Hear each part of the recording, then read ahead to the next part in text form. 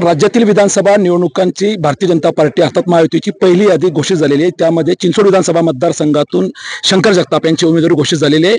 पहिल्या यादीत नाव आलेलं आहे, काय भावना आहे? निश्चितच आनंद होतोय माझ्यासारख्या कार्यकर्त्याला।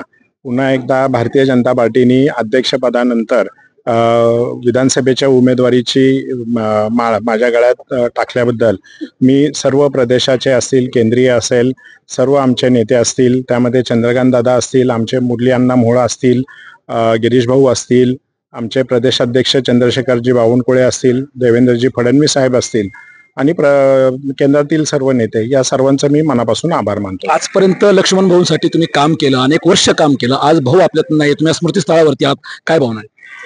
निश्चितच मागच्या वेळेस सुद्धा आम्हाला ती उणीव भासत होती आणि आम्हाला पदोपदी अजूनही उणीव भासती की भाऊ आमच्या बरोबर आहेत किंवा खंबीरपणे पाठीशी उभे आहेत। त्यामुळे तुम्ही जर आज पाहिलं की आज नुसती उमेदवारी डिक्लेअर झाली तर हजारोच्या संख्येने कार्यकर्ते इथे उपस्थित आहेत। तर हे भाऊंवर असणारं प्रेम, भाऊंवर असणारी निष्ठा आणि भाऊंनी केलेल्या कामाची पावती आहे। वारंवार विरोधकांकडून सांगण्यात येत होतं की तुमच्यावरती घराण्याशाहीचा आरोप करण्यात येत होता, काय याच्यावरती उत्तर द्या?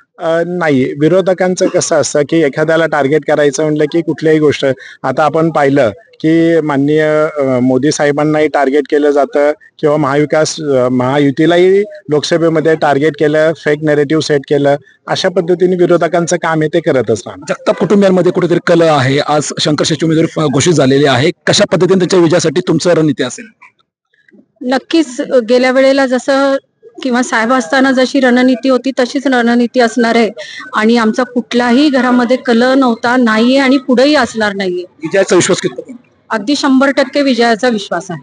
चिंचवड विधानसभा म्हटलं की जगताप कुटुंबाचा एक बालेकिल्ला, आणि या बालेकिल्ल्यामध्ये आज चिंचवड विधानसभा मतदारसंघातून भारतीय जनता पार्टीच्या पहिल्या यादीमध्ये शंकर जगताप यांची उमेदवारी घोषित झालेली आहे। कार्यकर्त्यांमध्ये प्रचंड उत्साहाचं वातावरण आहे। पाहूया येत्या 23 नोव्हेंबर रोजी जो निकाल लागणार आहे त्यामध्ये विजयाचं गणित काय असणार आहे। कॅमेरामॅन भानुदास शिवराळसह मी अतुल परदेशी, आपला आवाज, चिंचवड।